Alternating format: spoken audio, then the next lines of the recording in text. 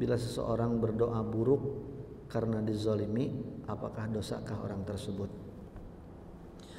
Orang yang dizolimi punya hak untuk membalas. Ya. Walaupun hak itu sebagai opsi terakhir untuk dia ambil, hak untuk membalasnya maksudnya. Ya, karena seseorang ketika mendapatkan musibah, baik itu dizalimi oleh orang lain atau yang lainnya, atau musibah jenis yang lainnya, maka derajat yang tertinggi itu ketika seorang mendapatkan musibah itu bersyukur. Bersyukur, disyukuri itu. Ya, diambil hikmah-hikmahnya, disyukuri bahwa itu sebagai penghapus dosa untuk dia, sebagai pengingat untuk hal-hal yang lainnya dan seterusnya. Maaf. Kemudian bahwa tidak ada sebuah musibah yang menimpa seseorang kecuali akan menjadi penghapus dosa dan pengangkat derajat di sisi Allah Subhanahu wa taala. Yang kedua, derajat yang kedua sabar. Ketika seorang mendapat musibah itu sabar. Ini derajat yang kedua. Ya. Derajat yang kedua. Dan derajat yang kedua juga Masya Allah pahalanya. Innama yuwaffas sabiruna ajrahum bighairi hisab. Orang yang bersabar itu ya akan diberikan balasan oleh Allah Subhanahu wa taala tanpa batas. Bighairi hisab. Dalam surat Al-Baqarah juga Allah taala mengatakan wabasyiris sabirin alladzina idza asabatum musibatun qalu inna lillahi wa inna ilaihi raji'un ulaika alaihim shalawatun mir rabbihim wa rahmah wa ulaika humul muhtadun. Pahala sabar juga luar biasa walaupun derajatnya tadi kedua. Nah, yang ketiga, kalau musibah itu berbentuk kezaliman dari orang lain, orang boleh ambil opsi yang ketiga. Tapi ini sekali lagi yang terendah nih. Apa? Membalas. Faman i'tada 'alaikum fa'tadu 'alaihi bimithli ma i'tada 'alaikum. Kata Allah Subhanahu wa taala, barang siapa yang dizalimi, disakiti oleh orang lain, maka diperbolehkan untuknya ya, membalas setimpal dengan kezaliman atau perbuatan yang dilakukan oleh orang lain kepada dia. Jadi kalau dipukul dengan kekuatan pukulan 50 kg misalnya begitu, maka batasan maksimal kalau mau balas pukul lagi dengan kekuatan pukulan 50 kg maksimal. Kalau lebih maka berbalik, kita yang zalim. Ya, dia harus bayar, dia harus balas lagi ke kita kalau dia mau, berarti kan. Tuh kita mukulnya dengan kekuatan 70 misalnya gitu. Dia mukul kita 50 ya, dia balikin ke kita 20. Dijotos lagi kita akhirnya dan seterusnya, enggak selesai. Nah, cuman biasanya ya, yang begini, yang ketiga ini kenapa menjadi opsi yang ketiga yang membalas ini? Karena biasanya tidak menyelesaikan masalah.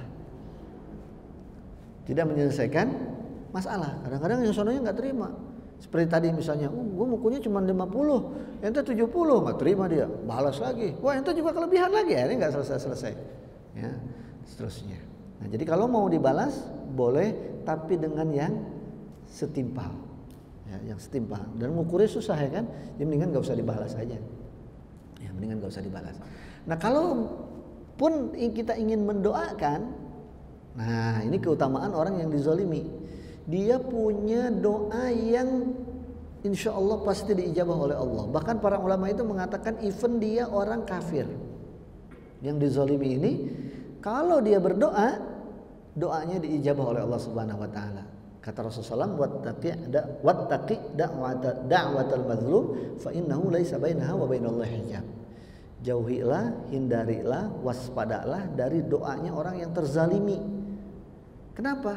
Sebab tidak ada penghalang antara dia dengan Allah Subhanahu wa taala. Jadi ekspres doanya ya, diijabah oleh Allah Subhanahu wa taala. Mesti kita hindari.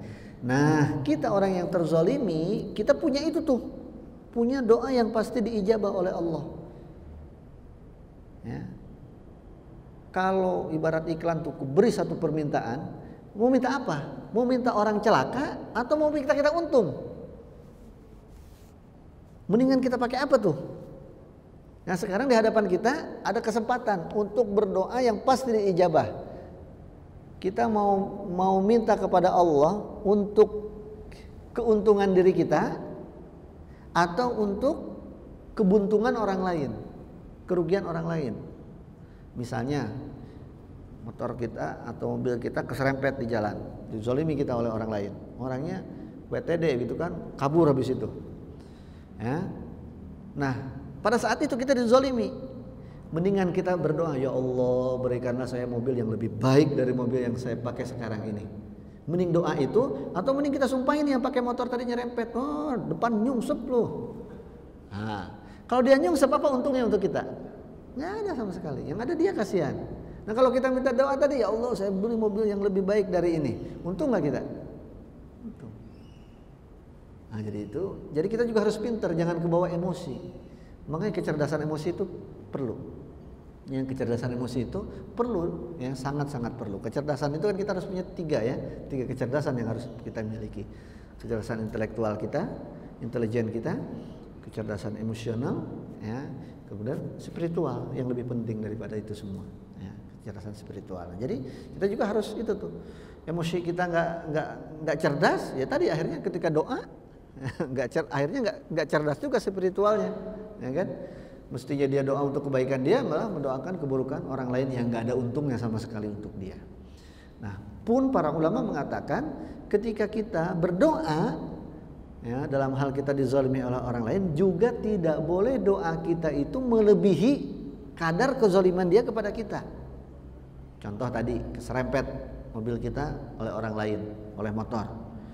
Serempet misalnya ada baret, kalau kita bawa ya ke body repair itu misalnya habis 1 juta katakanlah begitu ya, atau 2 juta misalnya biaya perbaikannya, biaya servisnya. Kita doakan dia supaya nyungsep tadi. Kalau dia masuk rumah sakit habisnya 15 juta. Nah, jadi zolim kita. Itu juga menjadi kezoliman. Jadi kalau mau doain, kalaupun mau balas dengan doa, balas dengan kadar baret mobil kita itu. Paham ya sampai sini ya, insyaallah. Nah seperti itu para ulama menyampaikan. Jadi Islam itu indah, ya Islam itu mengatur hidup ini masya Allah indah. Sampai doa saja diatur, sampai tadi takaran-takaran seperti itu diatur. Kalau semua kita aslamtu lirabbil alamin, oh betul-betul Islam ini rahmatan lil alamin, akan terasa oleh kita semua. Bapak Ibu sekalian, jamaah rahimani wa rahimakumullah, ini yang dapat disampaikan, mudah-mudahan bermanfaat. Wallahu taala alam bissawab. Dan kita tutup dengan doa kifaratul majlis. Subhanakallahumma bihamdik, asyhadu an la ilaha illa anta, astaghfiruka wa atubu ilaik. Wa sallallahu ala nabiyyina Muhammad wa alihi washabbihi ajma'in. Wa akhiru da'wana alhamdulillahi rabbil alamin. Wassalamu alaikum warahmatullahi wabarakatuh.